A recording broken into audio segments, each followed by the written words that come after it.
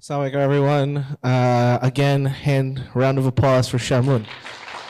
So, Shamoon helped me understand dollar cost averaging.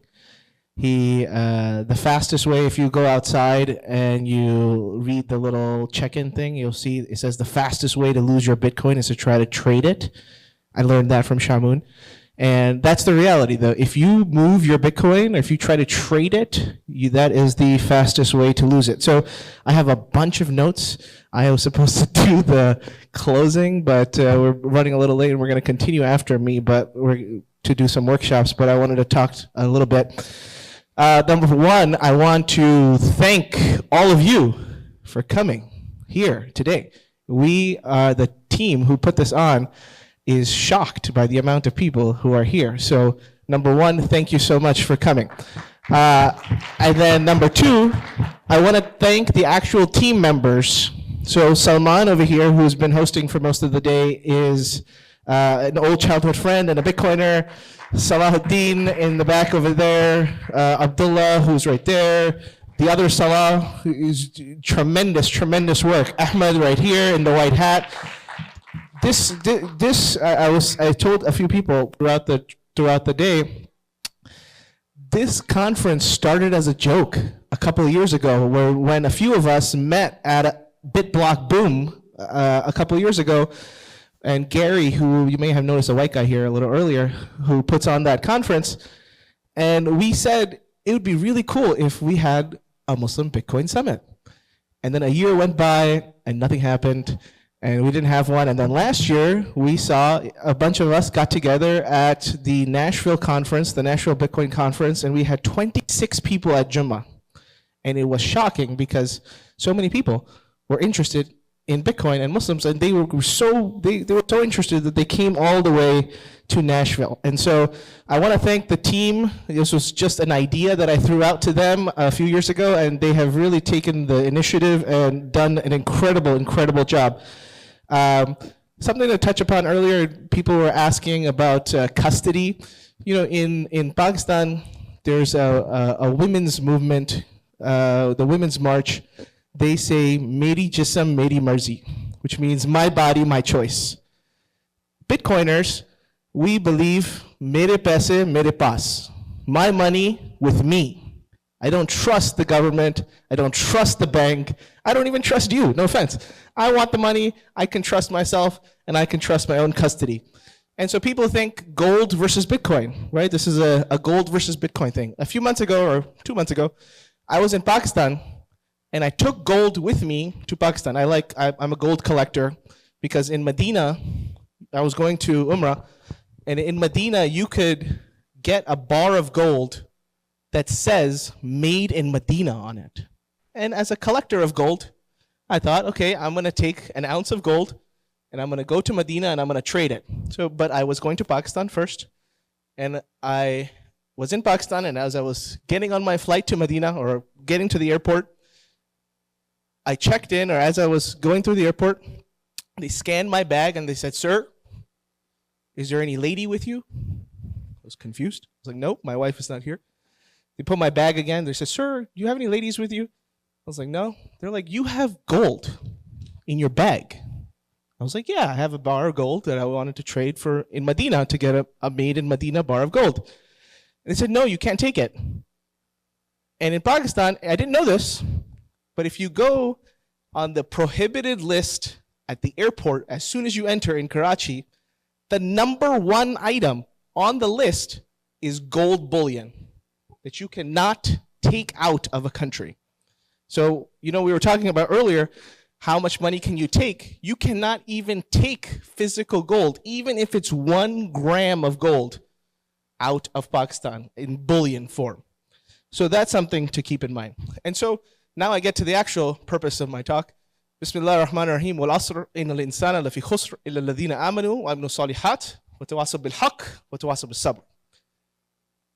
Surely, by the passing of time, mankind is in loss, except for those of you who believe, who do good deeds, who enjoin on each other haqq, and who enjoin on each other sabr, patience.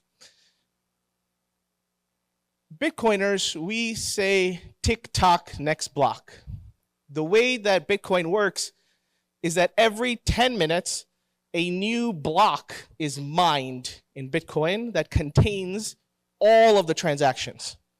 And you now have a historical time account of every single transaction that has taken place in Bitcoin from its inception. Okay? So surely, by the passing of time, mankind is in loss. And I don't really need to tell you about loss. You guys are all adults. Everyone is in their own form of loss, whether that's money, whether that's health, whether that's family, whether that's parents. Each of us is dealing with this sense of loss every single day. Except for those of you who believe, like, Iman, hopefully all of us believe, and who do good deeds, and hopefully the organizers are, getting some good deeds for this conference, and who enjoin on each other haqq, and I'll come back to this, and enjoin on each other patience. I was in college. I grew up Muslim my whole life. I went to college at UMass, and I took a class on Islam and justice. And the professor came to the board, and she wrote the word haqq on the board, H-A-Q-Q. And our job was that we had to, the next class, come to class with a definition of the word haqq. And so somebody came and wrote truth, and another person came and wrote justice, and another person came and wrote honesty, and another person wrote righteousness. And by the end, we had a whole bunch of words on the board, and haqq was in the middle. And she said to us, "Do you understand this yet?" And I didn't get it. And she said, haqq isn't a single thing. Haqq is an ideal. Haqq is something you strive towards. Haqq is something you are focused on. Haqq is something you are constantly driving towards.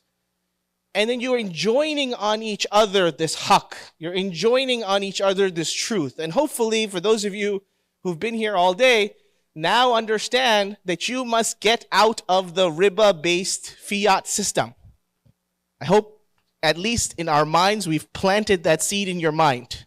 And that is the purpose, that we are enjoining on you this haqq, that we, the Muslims, the Muslim Bitcoiners, the Bitcoin Majlis, have come to realize that Bitcoin is the answer.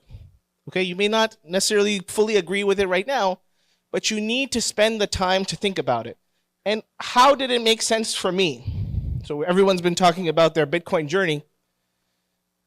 In 2017, Trump was president the first time, and there was no White House iftar, and there was a group called PAC, the Pakistani American Political Action Committee, and my friend Hisham and I were invited to an iftar in DC, and we met one of our old childhood friends, Ahmed Bukhari. And Ahmed, if you're watching this, you were supposed to be here.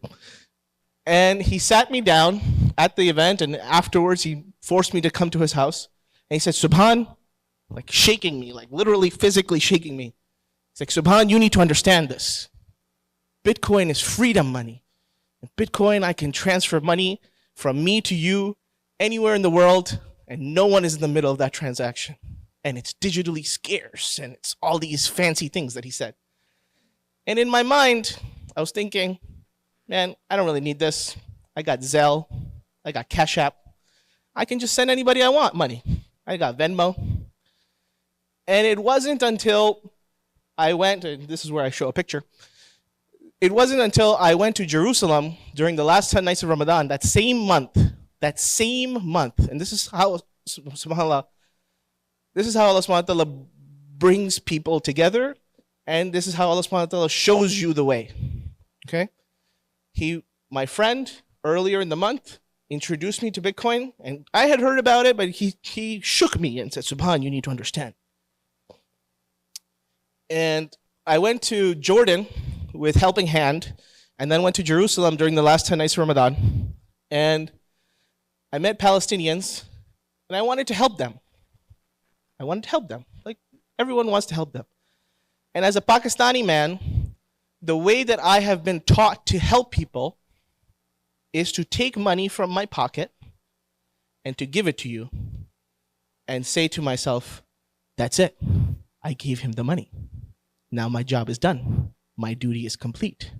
But that's wrong, right? But that's how we are taught. We're taught as kids, if I give you the money, now my job is complete.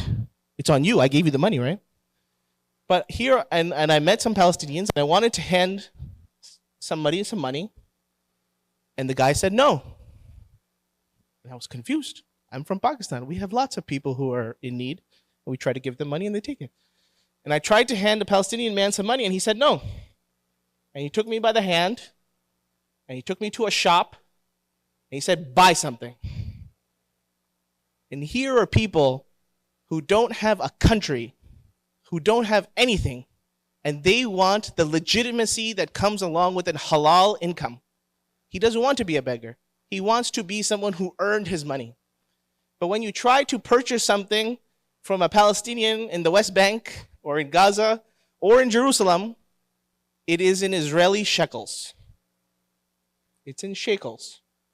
They have taken the money from the people and have given them this garbage piece of paper and said, you use this. We can inflate it, we can confiscate it, we can debase it, we can steal it, we can do anything you want, but you are going to use this paper. And that is when the light bulb of Bitcoin went off in my mind. That I can transfer money directly from me to you, and you could be anywhere in the world, and no one, if I'm running my own Bitcoin node, like Abdullah said, no one could stop my transaction. That is powerful stuff. I can send, and it's not me handing him $100 and he's getting a different $100. I can hand him $100 or like the equivalent of this particular microphone and hand it anywhere in the world. That is what Bitcoin is. Bitcoin, and when I explain it to the elders, is ultimately just a very large Excel spreadsheet. Okay? The Excel spreadsheet has 21 million units in the spreadsheet. And the only function of Bitcoin is to move money from one cell to another cell. That is it. The cell, the entire spreadsheet is decentralized amongst all the people, and no one party has the ability to alter the spreadsheet. That is what Bitcoin is. That is how it is anti-Riba. There is no loaning. There is no growth. There is no yield. The second quote up there on the board says the second fastest way to lose your Bitcoin is to chase yield. Because people want something from nothing. And that is not something that can happen with Bitcoin. You can only get Bitcoin with a proof of work. And so Abdullah is here, and Abdullah and I, last year at the ICNA convention he mentioned earlier, we gave a talk about Bitcoin being the anti-money Riba protocol. And they gave us a room in the corner, like he mentioned, a room for like 40 people. There was like 150 people outside the room by the time we got there. And all these people are desperate to try to learn about what is this anti-Riba money thing. And I personally, he's heard this story, so I won't spare him, but personally, I think there's two core fundamental problems in the world. Okay? Number one is that humanity, and you've heard this throughout the day, humanity is at war with Allah subhanahu wa ta'ala because of riba. Okay? We've heard that most of the day. The second core problem, I believe, and I know people will disagree, that I believe that the cause of the humiliation of the Muslims is that we do not give zakat properly. We try to cheat zakat. We say, oh, just as my year is going to be complete, I'll make a small financial transaction. or I'll hand it to him, or I'll hand it back. And I used to, I grew up a poor kid from Queens, so I didn't really have money. And it wasn't until I got into Bitcoin that I started having to give some real zakat. And as you know, I've been talking about Bitcoin for 8 years now. And so people come to you. Once people know that you have money, they will magically tell you about themselves who had money, but they never told anybody else before that they had money. And now, once they know that you have money, they will ask you about all your clever financial tactics. And it wasn't until I had some money and I had to give zakat that I still really properly learned that Muslims as a collective, and I'm not picking on any person in particular, many of us do not give zakat properly. Okay? It is an entire pillar of our faith, but we don't do it properly. And I would urge you all to say this. So we've heard all day about Bitcoin, and people ask, is Bitcoin halal, Bitcoin haram?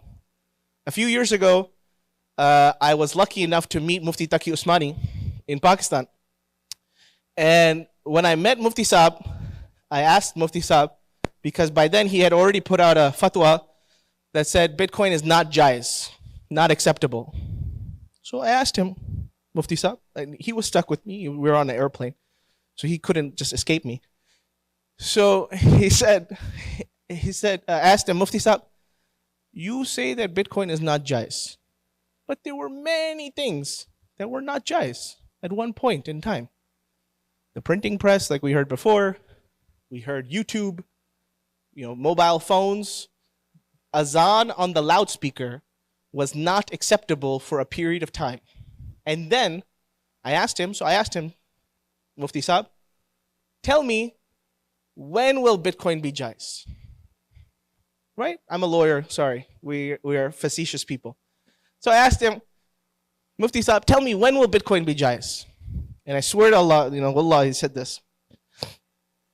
He said, and I'll say it in Urdu first. He said, जब तमाम मुल्क दुनिया में Bitcoin को currency के तौर पे इस्तेमाल करेंगे, तब जायज़ होगा. So he said, when all of the countries around the world converge and believe that Bitcoin is going to be a currency, that is when it will be acceptable. And I looked at him and I said, Mufti Saab, what are you saying to me? You are telling me that you are waiting for the kafir to come to you and tell you that Bitcoin is jaiz now? And he said, that's my ruling. That when all the countries around the world use Bitcoin as money, then it will be jaiz. And so it's kind of ironic that BlackRock owns more Bitcoin than any other institution in the world. BlackRock, the name of the company is Hajr Aswad. Literally, the name of the company is Hajr Aswad. Okay? In a few years, and hopefully there'll be a recording, and maybe there'll be a Muslim Bitcoin summit that year too, and maybe we'll invite Mufti Taqi Usmani to come and give his change of fatwa. And it's only a matter of time until Hajr Aswad, BlackRock, goes to Mufti Saab and says, Mufti Saab, ab hamara Bitcoin to jaiz karwa le. Can you make our Bitcoin jaiz? And I know I say this in a facetious way, but we are almost at that point. The story that I'm telling you was from August of 2020, so 5 years ago almost. But we are almost at the point where what Mufti Saab was saying. When all the countries around the world, the US government just launched a strategic Bitcoin reserve. What do you think is going to happen?